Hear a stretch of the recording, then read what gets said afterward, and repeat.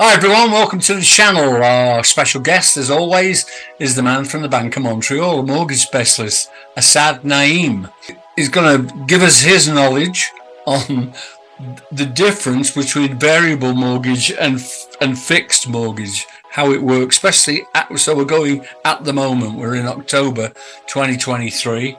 So Assad, how do you see one versus the other at the moment?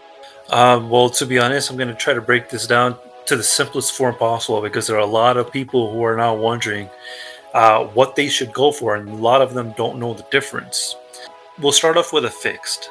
When you fix something, it doesn't change, it stays the same. So it's the same thing as your mortgage rate.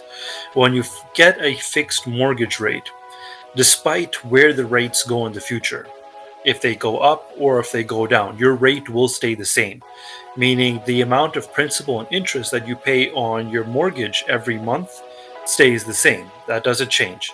Now, that brings a lot of stability into people's lives, knowing that, hey, I'm steadily paying down my principal portion every month with every payment that I make. And I don't have to worry about paying a higher interest, or I don't have to worry about less principal going towards my balance. So that's a fixed mortgage in a nutshell. It doesn't stay the same. Now, variable shifts. Now, there are two types of variables too, depending on the type of lender that you go with. Most commonly, the variable rate that you go with also has a fixed payment. Now, mind you, I said fixed payment. The rate changes. That's why we call it a variable.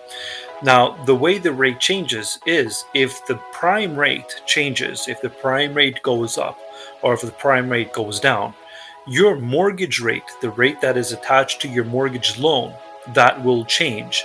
And that will affect the amount of principal that goes towards your balance and the amount of interest that you pay to the bank. That will be dictated based off that prime rate, because your rate is now attached directly and correlates directly with the prime rate. So let's just say the prime rate today is 7.2.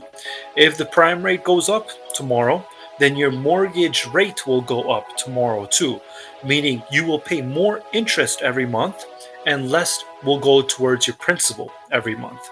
That's how that'll work. Now, the payment that you pay, let's just say every month you're paying $2,000 as a payment, and that payment includes your interest and your principal. That payment will stay the same. Just the ratio of the interest versus the principal out of that $2,000 will change, meaning you may be paying 1,800 of interest and only 200 towards principal.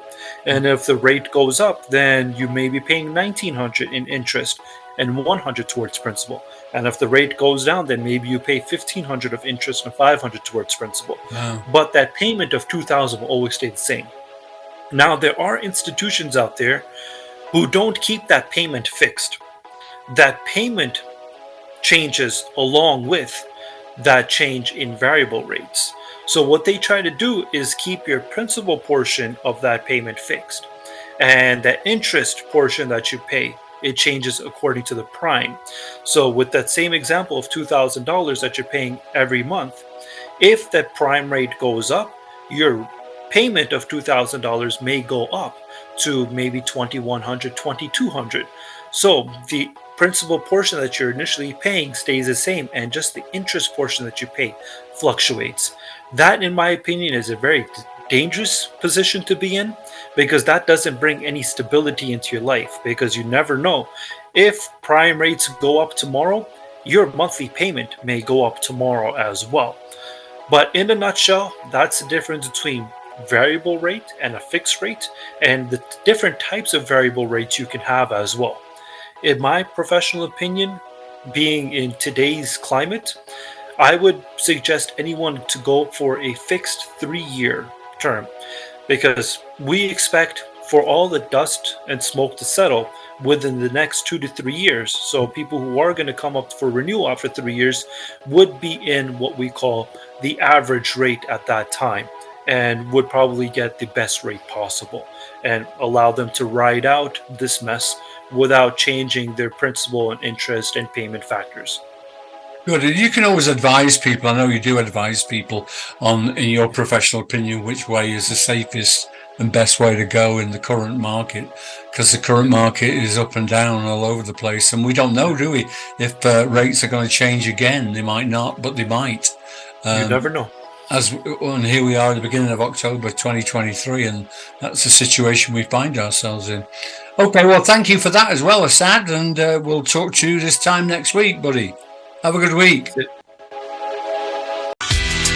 Thank you for watching our video. We hope you enjoyed it. Please subscribe to be notified of new ones.